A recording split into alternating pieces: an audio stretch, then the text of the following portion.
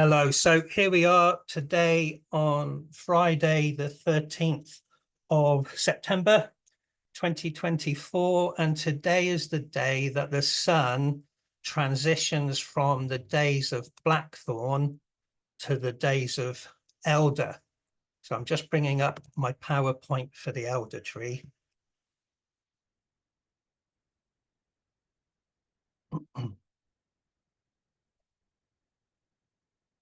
Right. So Elder is the conclusion of the third Akama, which I'll talk about shortly. But this is our third year going around the Owen Grove. And if you just want the basic information about the Elder tree, we did that in 2022. So you can look on the Owen Grove YouTube channel for Elder 2022, and you'll find a video for the basic lore of the Elder tree. And then last year in 2023, we dedicated our research to looking at herbalism. So if you want the medicinal lore of the Elder, look for Elder 2023. So this year, we're actually looking at which Celtic gods and goddesses best correspond with each tree. So that's the theme of today's talk, rather than medicinal value or basic lore. So we've got some strategies for investigating the Elder and the role that she plays in the Owen Grove. But the days of Elder span, you can see on this chart, from the 21st degree of Virgo to the 9th degree of Libra. That sounds a bit precise and mathematical, and it is, but the important thing about it is that the midpoint of the Elder tree is the Autumn Equinox, and that's the main significance of the Elder tree's position in the year wheel, in the grove, corresponding with the Autumn Equinox, and the mysticism that also relates to both Virgo, Libra, and the Autumn Equinox. So that's kind of the ingredients that we're going to use to explore the old lady of the Owen Grove. The origin of the word elder, I think, is Saxon and doesn't specifically mean an old lady, but it's interesting, or synchronicity, that the word elder does also mean elder. So we've been using this diagram throughout the year. And if you're interested, if you're new to this, you can go right back to the birch tree and the rowan tree and the alder tree and look at how we explored which gods and goddesses may correspond with each tree. So right now, you can see at the 12 o'clock position where the elder tree sits. And in the classical world, Virgo corresponds with the mother goddess of the mystery traditions, which in Greek and Roman are Ceres or Ceres and Demeter. But Elder bridges the gap into Libra, which in the classical world was the god of the forge, the blacksmith, creating things, melting metal and all of that sort of stuff, Vulcan and Hephaestus. So we're not really going to look at Vulcan and Hephaestus until we get to the days of Pine. The Pine is completely Libra.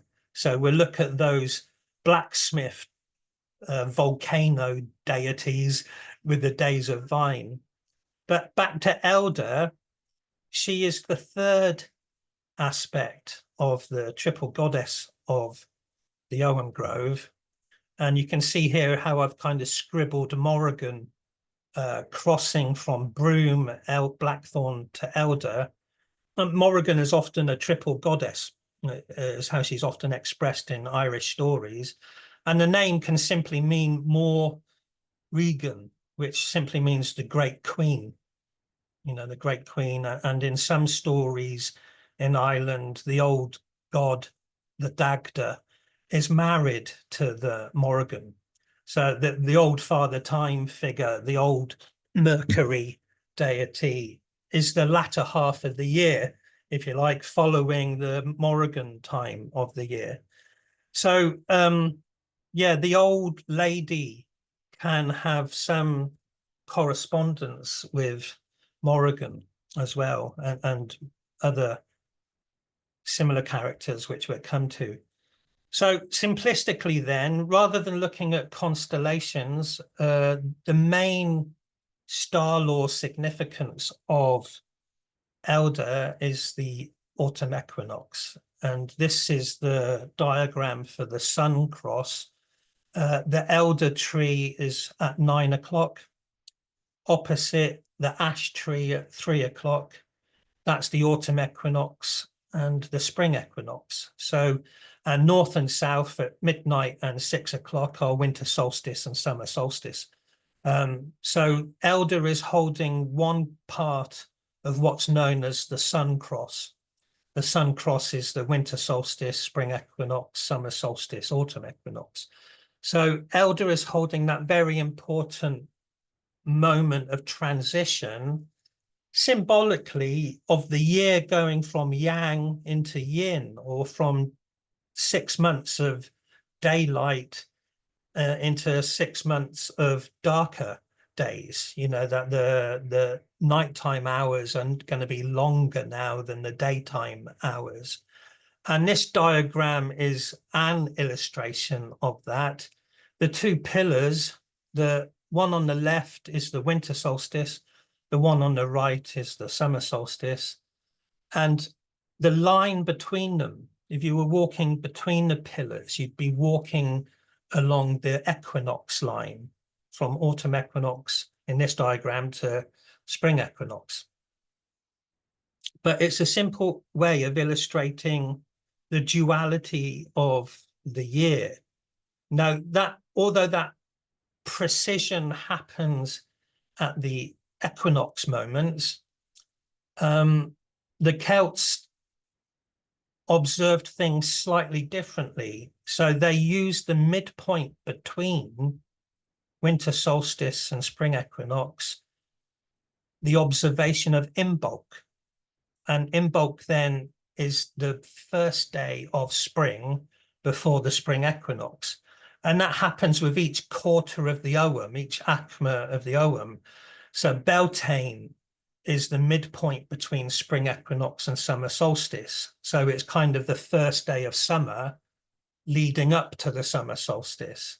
And right now then, we're going into the days of Elder, and around the 21st of September will be the autumn equinox moment, which is following Lughnasadh as the midpoint between summer solstice and autumn equinox. So Lughnasadh being the first day of autumn, leading up to the autumn equinox.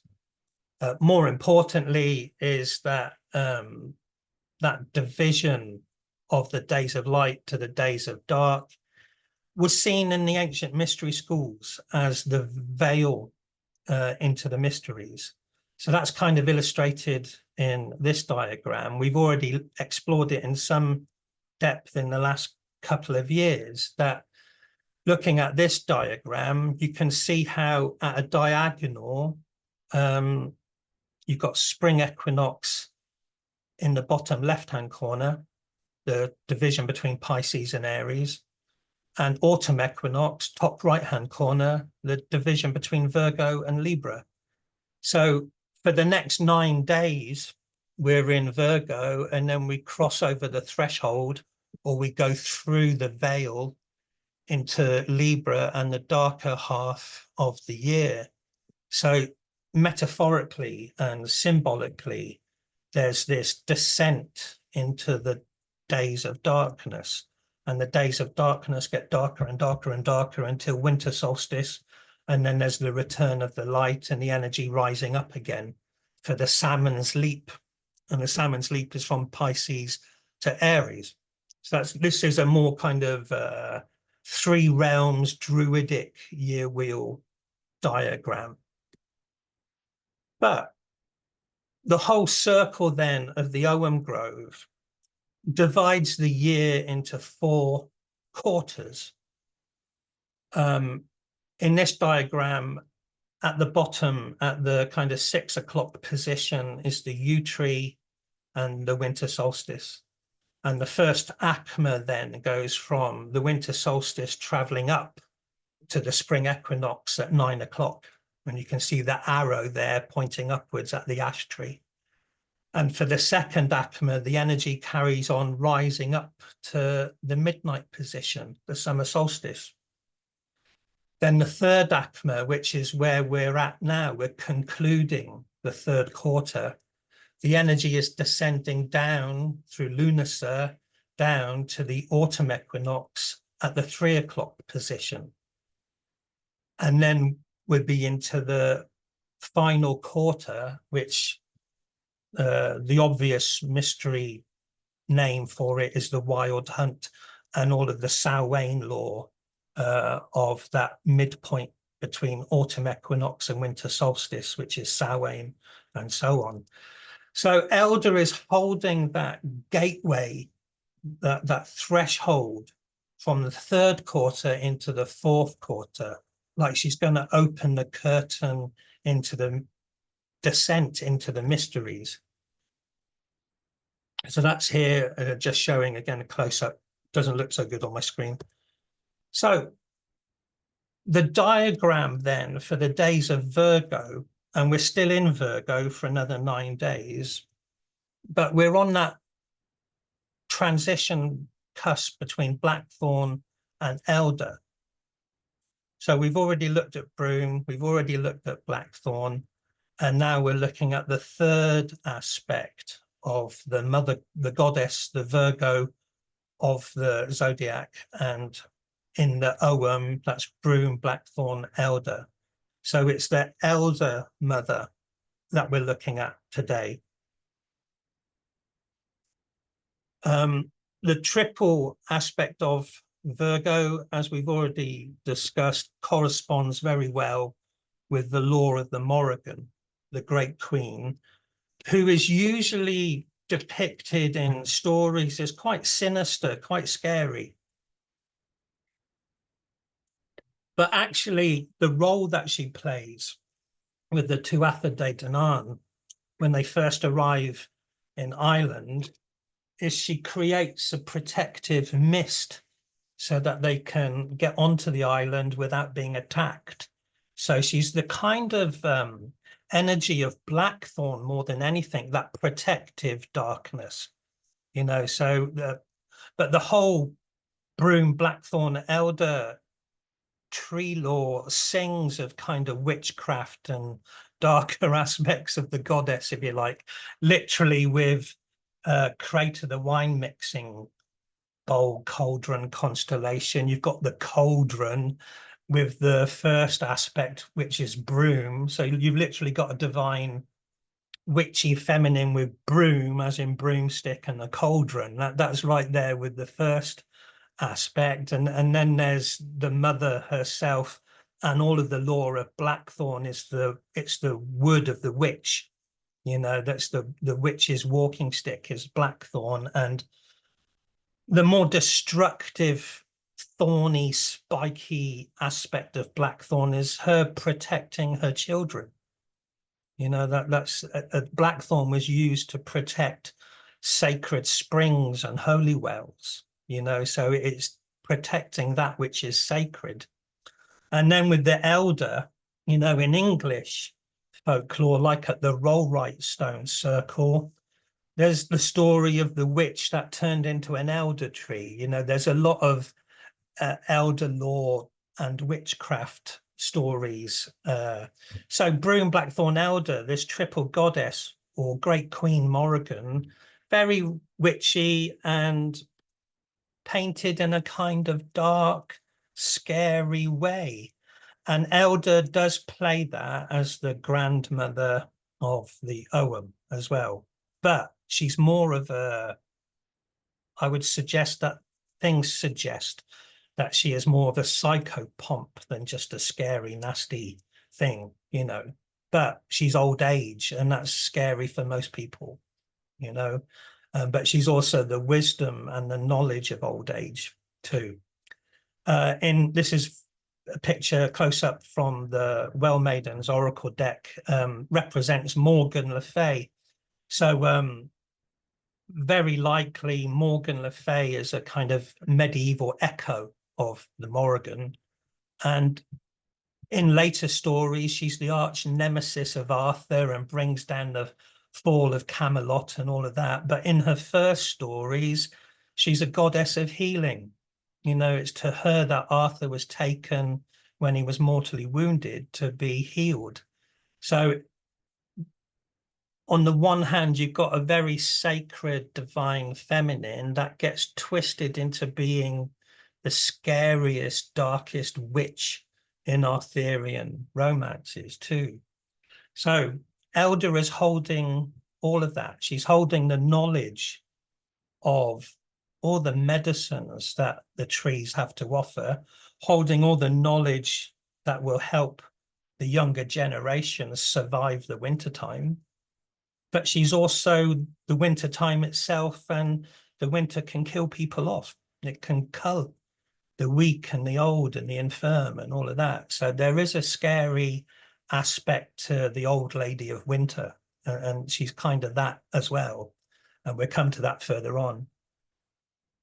Back to mainly Libra, the scales, and how the scales hold this transition from the, you could say, from the waking world, the summertime, into the darker world or the other world, that kind of threshold. And she's illustrated here like that, where one side of her is visible and the other side of her is veiled.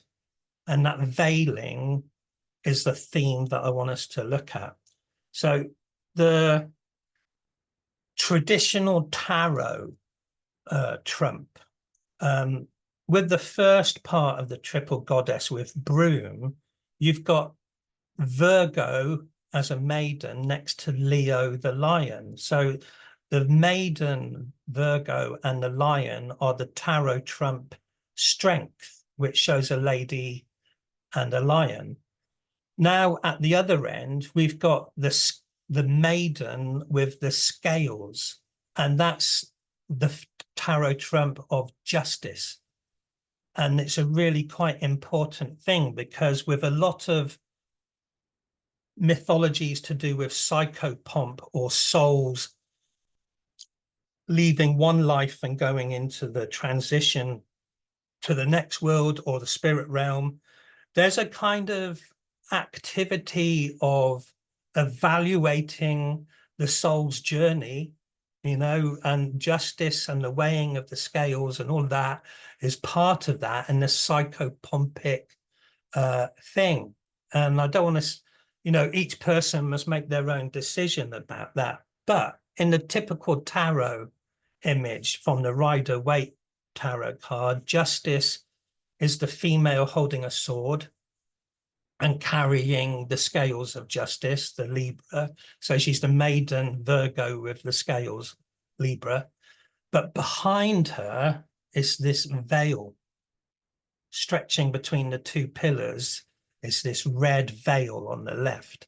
Now for the Well Maidens on the right, I drew Virgo to kind of mimic the landscape effigy, but I very deliberately made the curtain have stairs going beyond to suggest that you go, there's some mystery beyond the veil. And she's holding that point of entry. You're going to go through to the other side of the veil, and once you're there, you can't come back. You know, you step into the mysteries, and the sword makes sure you don't come back. You know, so you're leaving one reality and going into another reality. And Virgo stroke Libra is holding that moment of transition. So the symbol of Libra and the scales crosses many mythologies, and they all have the same psychopompic role. So from a Christian perspective, a medieval Christian perspective, during the days of Elder, on the 29th of September, you got the feast day of the Archangel Michael, and Michael holds the scales of Libra, you know, but he's also got his sword and scales. So it's the same symbolism as the tarot trump on the left here. You know, she's got the sword and the scales, and Michael has the sword and the scales, and he is a psychopomp protecting souls on their transition to the spirit world. But the scales are also going to weigh people up. Were you good or bad, or even more complicated than that? Good and bad is a bit two-dimensional. A really interesting perspective on this is the Egyptian Book of the Dead perspective, where they had this ceremony after death that your heart was weighed against the weight of a feather, the feather of truth, the feather of Mart. And it's really interesting. It's not so much a criticism or damnation of have you been good or bad, but are you at peace with yourself? How heavy-hearted are you? Can you look back on your life and be light-hearted? You know, how much burden of heartache and heaviness are you carrying? So it's really interesting, this kind of scales being a psychopomp symbol at the end of the third akma, because the third akma was about Leo, which governs the heart, with Crater, the wine mixing cup cauldron, and the Grail maiden with broom. And the heart in all of that lore is your middle cauldron. And so after exploring those middle cauldron concepts, there's this idea that the heart must be weighed at the transition of going from Virgo into Libra. Really interesting.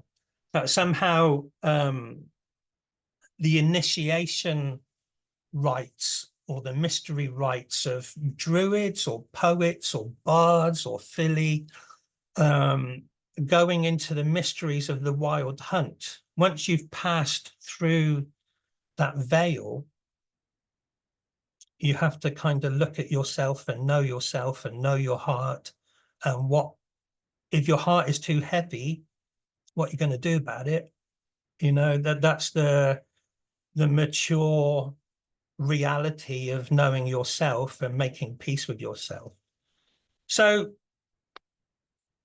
there isn't ancient iconography from the Celtic world for any of that, but there is the story and the lore of the old woman, which is what Elder is playing. And the old woman in Gaelic mythology for Ireland and the Isle of Man and Scotland is the Cailleach, which literally translates as the veiled one. It was also used just as a nickname for any old woman.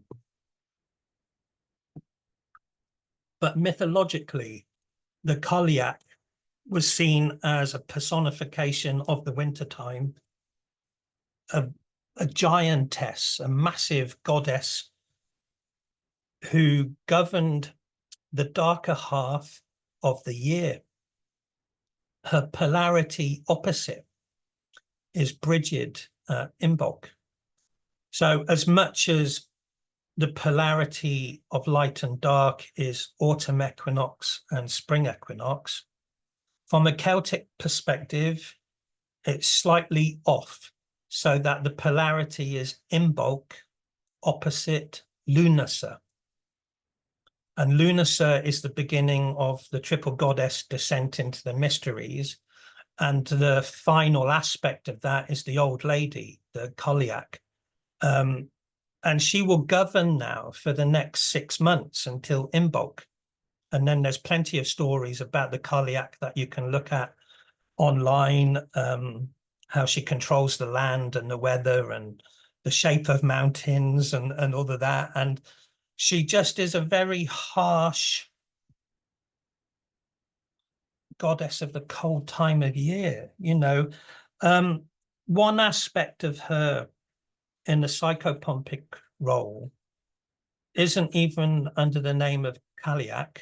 There was a writer at the end of the Victorian times, William Sharp, but he channeled a female entity who wrote through him, and books were published by her name. So her books are known as the writings of Fiona MacLeod. It's actually the kind of muse or female anima of William Sharp. And they're haunting, they're incredible. And one of them is about the washer at the ford. And we talked about this last year, and I'm going to read the poem again because I love it. But she is that psychopomp role and carries all the scariness that is there if people don't want to think about death or dying, because the story of the old lady at the ford in a river, the washer at the ford, is that if you dream about her, then your days are numbered. You know, so there's got that, all of that scariness of the Cailleach, you know, she of the winter time.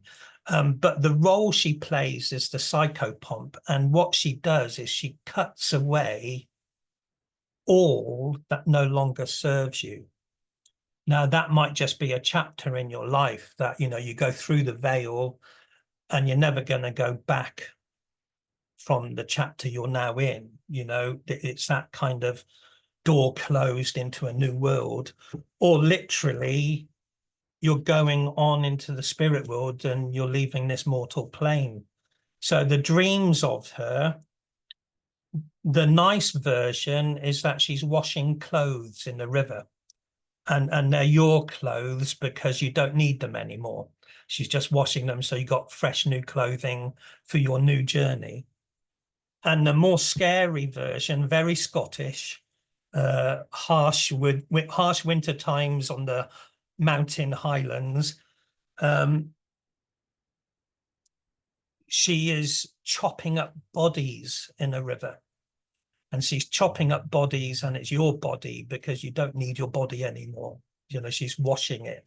And that's the poem that I'm going to read, The Washer at the Ford by Fiona MacLeod. And it's an aspect of the Cailleach, or the wintertime culling, the old animals, the infirm animals, the people that aren't healthy enough to make it through the wintertime. Harsh realities of life. If you can get through to Imbolc and the first signs of spring, you're all right for another year.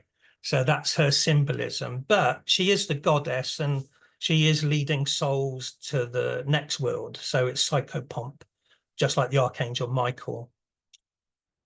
So here's the poem, The Washer at the Ford by Fiona MacLeod, and I'll post it on the Facebook group tomorrow. There is a lonely stream afar in a lone dim land. It has white dust for a shore. It has white bones bestrew the strand. The only thing that liveth there is a naked leaping sword. But I, who a seer am, have seen the whirling hand of the washer at the ford. A shadowy shape of cloud and mist, of gloom and dusk she stands, the washer of the ford. She laughs at times and strews the dust through the hollow of her hands. She counts the sins of all men there and slays the red-stained horde. The ghosts of all the sins of men must know the whirling sword of the washer of the ford. She stoops and laughs when in the dust she sees a writhing limb. Go back into the ford, she says, and hither and thither swim. Then I shall wash you white as snow, and shall take you by the hand, and slay you there in silence with this my whirling brand, and trample you into the dust of this white, windless sand. This is the laughing word of the washer of the ford along the silent strand. The harsh realities of life in the Scottish Highlands. And yeah, so that's a picture of the old lady of winter, known as Bera or Byra or the Cailleach. Cailleach just means the veiled one, and it became a nickname for any old lady, was the veiled one, the Cailleach. So I'll stop this PowerPoint and you can put your microphones on. I'll keep recording and we'll chat about those ideas.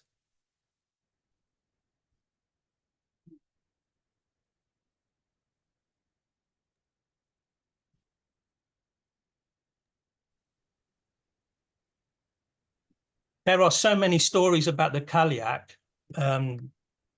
We'd be here all night going through them. You know, there's many stories in Ireland and the Isle of Man and the Western Isles of Scotland.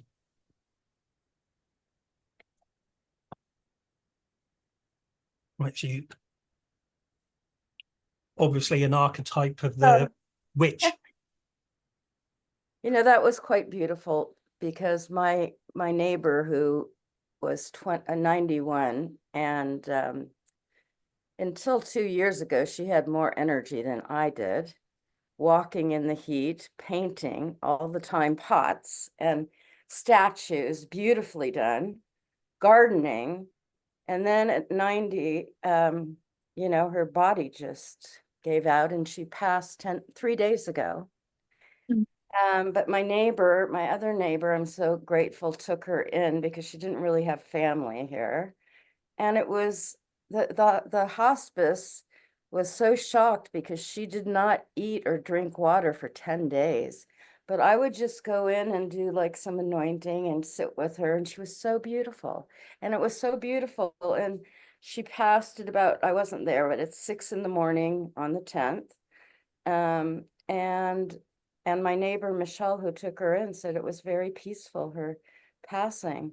But just to sit with her. And so like seeing that photo and, you know, it was hard to know, of course, to know what she was going through, but I mean, her hands were so beautiful and her feet. And yeah, it was actually really beautiful. And, you know, I'm very grateful. I've been just with a spiritual teacher, my mother and my neighbor, you know, passing. I wasn't there at the exact moment she passed. But it's always been a beautiful experience I've had, which I'm very grateful for, you know, Really? because a lot of people, and she didn't really believe in anything. You know, she didn't, but she had a beautiful life and she, you know, she was such a great role model, you know, like she'd be walking in the heat and I'd always like, do you want to ride? No. And she just was an amazing, you know, I mean, you know, you just, those special people. It's not like you have to be famous. It's not about that. It's about, you know, hopefully she just, you know, really experienced. I know she had a dear friend and I kept on saying, Debbie has your garden. You know, she's like having a really hard time taking care of the garden and she helped Debbie pass, who was her friend, you know. It's like, just go, you know, it's okay to go, because I think there was like a fear of like wanting to hang on because of not believing in anything beyond this. So that was really beautiful to be here for. Thank you for that. Yeah, that's always a neat poem. Just, I mean, we'll talk about it, but society generally in the West has a big problem with death, has a big problem with age. Western culture doesn't like getting old, you know, so going for Botox and hair transplants and all that sort of stuff, you know, that we just have this, you know, death and age are the only definite things that are coming, you know, and we should be working with that and learning that, and you can only learn that from the elders in society, you know, Yes. that, you know, Well, what and makes us an elder then? I'm 72, yeah, and I've just been visiting somebody in a home with dementia, and she keeps saying to me, I don't want to be here, I want to die. And several years ago, I did the psychopomp, I did the soul midwife. Well, I've just looked out and seen the moon out there. I did the psychopomp soul midwife training so that I could be with people that I knew. One of my closest friends, I knew she was going to go. And because of the COVID and all that load of old bloody rubbish, I wasn't allowed to be with them, her and another person. And so there was a big learning in that for me, that you don't have to be there with the person. And we are multidimensional, and it's like a web. And I think that being old, I mean, my hair is grey. I don't do any Botox. I don't do anything. I have acupuncture. I don't take any drugs, nothing pharmaceutical at all. Just herbs and essences and things like that. But I think being old, I wish I had the wisdom and the things that I've learned through life when I was younger. And also what is interesting, I think you'll all agree, is that you think back on the things that you were told, like my dear Auntie Pauline, who I looked after for many years after Uncle died, the things that she told me, and I can see the truth of them and now, because I've caught up to that point. And I personally don't have a fear of death. The only thing that I have a fear of is being incapacitated and being a burden. That's the only thing that I have a fear of. And I'm like this about hospitals. I don't want to go anywhere near a hospital. I But I think the think more spiritual we are, the more we get that. Yeah. Well, I don't dye my hair. I don't do Botox. But my sister, who's 10 years older than I do, both her kids are gray, completely white, and she's in the middle with her dyed hair. It's kind of like, hello. But we have a saying in my family, I'm glad you got to know old people's love. And their wisdom and their love is defining and transformative because they've been around and they've seen the Great Depression, they've picked cotton or whatever. You know, it's been rough, you know, when you think about 80 or 90 years on this earth, or the last 100, it's been a deal. So I love the Cailleach. I think she has so much to teach us. And, I agree. The Washer. Yeah, I agree. I thought the poem was beautiful as well. And I think that, you know, when you look at all the indigenous races, they always revere the grandmother and the grandfather. They are always revered. They are always consulted. They're not pushed away. In Western civilization, I'm taking our country as an example in this. It is appalling how we treat our elderly. Absolutely appalling. I go to that place and it costs her over £1,000 a week. You know, it's all from the sale of her house. Not a week, sorry. A week. Yeah, £1,000 a week. It's disgusting. It's disgusting. And they're all drugged up to the eyeballs, and I just think it's appalling. We have forgotten, and I think something about the elderberries, you know, I'm looking at them behind Yuri's head, that black shininess, you know, how they lit from within. And I think that this is true of the elderly. They've kind of got to that point where they've accepted that this physical body is just that part of their journey. And they have so much to offer us, to just shove them aside like flotsam and jetsam, I think is really not good. Not No. good at all. I mean, I don't know if you know about it in America, but we were supposed to be paid, the people that were older were supposed to be paid fuel money. And the new doodah, whatever he calls himself up there in Parliament, has taken it away. Yes. Hello, Yeah. so let's keep them poorer. And so people are having to think, can they can they get enough food, or Yeah. can they put the heating on?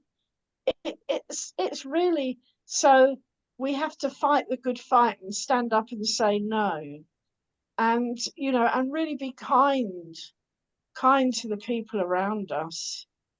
Well, in America, we have food pantries, and people literally, they go and they drive and they sit in their car for hours waiting in lines to get their car filled with food.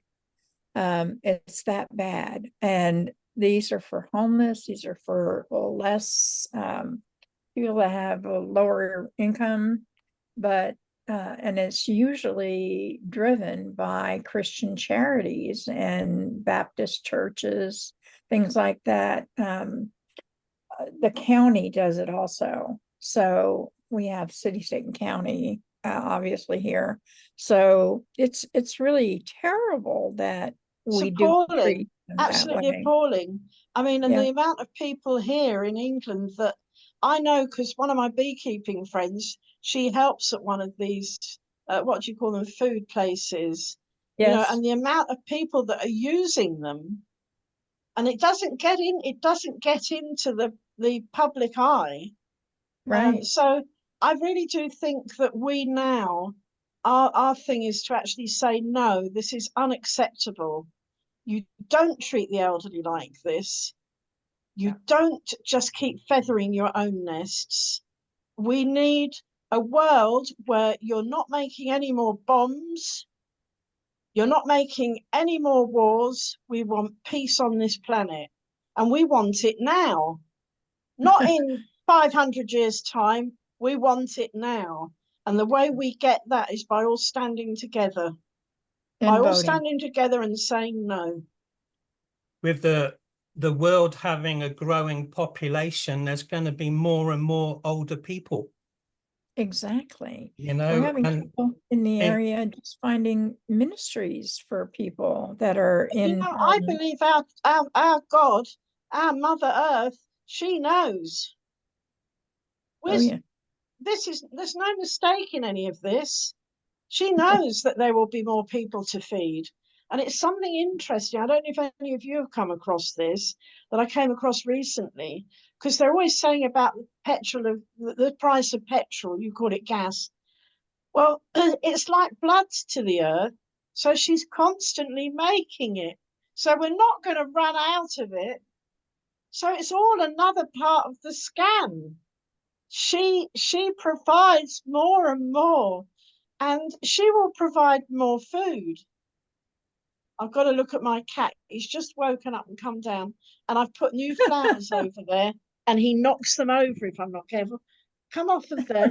So I'd like to say one thing we've said here that could be summarized is that our societies do value production and productivity, and the value of a physical body that can work hard, or a mind that is very strong about intellect and reason and learning and can invent things is valued, but the wisdom of experience is not valued, and therefore the elders are expendable because we don't see their value. It's a societal thing that as we've said, the traditional peoples had the integrity from their past. And the old Chinese story about the old man, the farmer, whose son was going to throw him away. We're all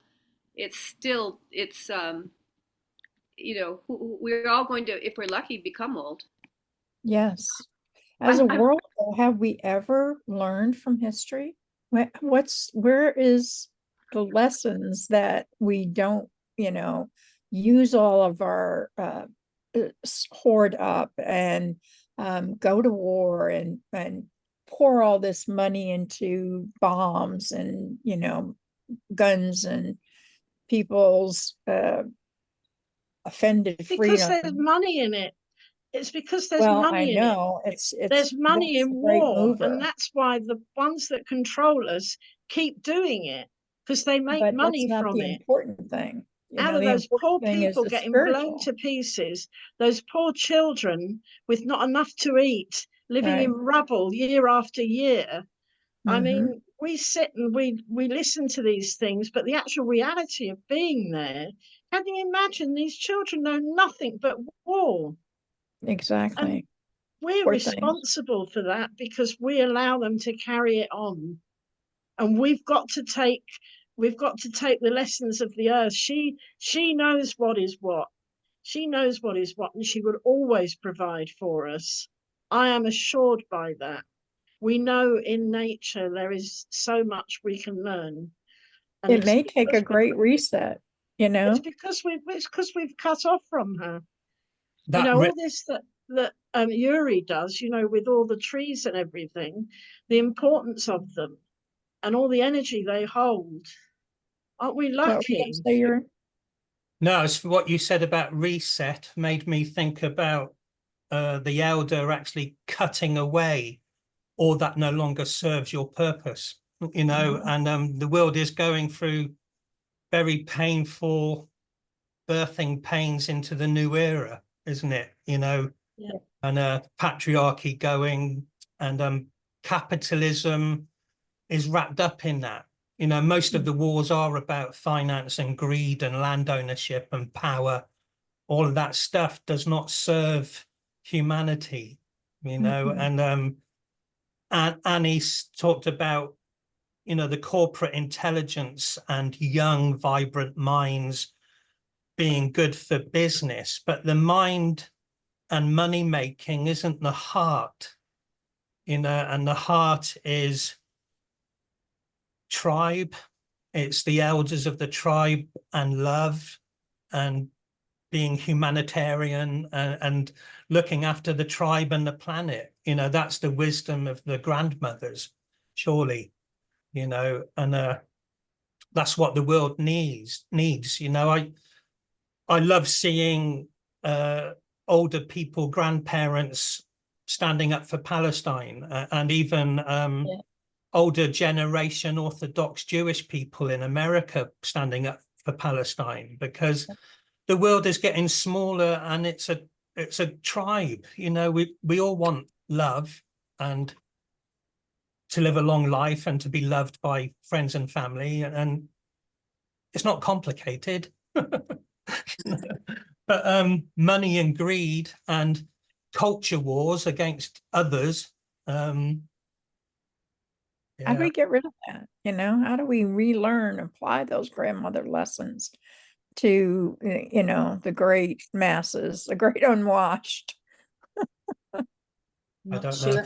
I've been out today. I've been collecting elderberries today. I've got loads of elderberries yesterday and today, and I've been making elderberry syrup and blackberries and sloanberries. And I suppose I went to my place I went to last year to get the sloanberries, and somebody got there before me. I was like, no. I found some good blackberries, but I've said to a few people about, oh, can you get me some blackberries? Or I mean, I've known people have got land and they've got blackberries, and they just haven't collected them. So there's people with land or know where fruits might be right now, you know, like your blackberries or your elderberries or your sloans or whatever, and they're not picking them off the trees. They're just still going to the supermarket to buy food. Is it on private land? Some people have got their own private land. I mean, I didn't go on private land. I've just gone down. There's like roads, and then they'll go to private houses at the end, and all the hedgeways have got either elderberries or blackberries on, or sloanberries or whatever. They're kind of out in nature, really, those. But I've known people that have had their own land and they haven't picked anything, and I'm just absolutely Yeah. shocked. I'm shocked they've got their own land and haven't picked it. I've even said to them, Have you noticed, Bridget, though, that there's a lot of blackberries this year? yeah, Notice that? yeah, The bushes have been absolutely laden with them. Well, you know, And my theory as well is you know, it's rained a lot here in England. It's rained a lot. It's been non-stop, right? But I was kind of thinking, you know, if you take, like, I'm going off track here a bit, but do you take a motor and they did experiments of looking under the microscope at water, or your thoughts with the water, or your kind of heart with the water is a bit different. A thought and a heartfelt thought are different, in my view. But Immortal's water was like, you know, had beautiful crystals if you thought of love or you thought of compassion, and it was mutated if you thought of hate or greed. And I was thinking that there's so much water here at the moment that if we all start really vibrating with love and compassion and just Om groves and beautiful trees and everything that we do in the meditations, which I find absolutely magnificent, actually, that actually, you know, this country will just blossom. I mean, okay, maybe there's other countries as well, but maybe that will like a droplet of water in water, it'll just ricochet out, it'll just go out. Yeah, I agree with you. I agree with you. Going to the wells is something that I do, the local wells, and that's also my garden. the local that's my rivers. garden, but my garden is just like, my garden floods. At the moment, it's a lake. I've got a lake in the garden. It's that wet. And it's like I'm just sending it out all the time, you know. I love this Saramoto. I did some work with him up by the Thames. Yeah, we did a thing blessing the Thames, but I'd already made a Thames essence, because I've made a Thames essence. But I do a lot of blessings on. I see the Thames as the aorta, and I see all the subsidiary channels that go into it. And it's amazing the amount of work that's been done on so many, like the Hogs Mill, which was where a lot of the pre-Raphaelites did their paintings. The Wandle, the Hogs Mill, the Wandle, all of these rivers go into it. And I've been, for years, I've been doing work on the rivers. Yeah. Well, because it's so important. Down the 3 rivers here with the dragon. I went down there in June, and I've never seen it. It was just, I mean, seriously, everything was as tall as me. I had to wade through, and I was thinking, why is everything so tall? You know, we've just had rain upon rain, but everything's just massively tall, and there was that much undergrowth sifting through to get to this river spot. I've also noticed that the rivers are running clearer. The Wandle. What were you going to say? When I was there last week, the Wandle was running beautifully clear. The Hogs Mill is clear. Beautiful. Sorry, you want us to shut up? That's because we're getting so much rain here. There's so much rain coming down. Maybe the yin water's coming up. You know, there's yin water coming up. There's yang water coming down. So as above, so below. So if that's coming down that way, there must be water coming up this way, and it'll just be pushing and running through and clearing. Right, okay, everything's clearing. Bridget? You might feel bad right now, but maybe it's not as bad as we think it is. Bridget, I've got to keep my eye on the time. Oh, you're back to time again now. Yeah. But before I stop recording and we do our meditation, just one more kind of spiritual utopian idea I have about the elder generation, really, is that in the Western society, death is such a taboo. No one wants to talk about it. And most people are quite uncomfortable at a funeral. Either they're upset over who's died, or it actually makes them think of their own mortality and stuff. So it's not a great space. But I think from maybe 40 years old and onwards, spiritually inclined people should be dipping their toes in the other world regularly, you know, with their shamanic journeys or vision quests or whatever they do. So the older someone becomes, the closer they are to that next realm, and they should be investigating it, exploring it, sharing their insights and ideas with the younger generation. It shouldn't be, don't think about it, don't think about it, don't think about it, you're dead. You know, Yeah. it shouldn't be that way. It should be, let's talk about it. Let's talk about the dreams and the visions and the shamanic Yeah, spirits. And the older generation could be doing that and liberating people from the Christian nonsense of hell and damnation and all of that sort of stuff. Yes, You know? that would be lovely. Yeah. So there's a role for people that are closer to the veil, you know, I'm ready to go. Anytime to go. why ignore it and then you die? You know, why not give it hope? We are dreaming people. We dream every night. yeah. We dream in the daytime as well, day and night. We dream day and night. We're seeding all the time. So the seed holds all the information, doesn't it? So the fruits come out and fall away, but the seeds are always planting themselves. So we do have that. Yeah, I think younger people, we do have, just because the body falls away doesn't mean to say that the rest of it's fallen away. Does that make sense? Yeah, and I think younger generations, generally speaking, are wrapped up in ego and what they need from life. Yeah.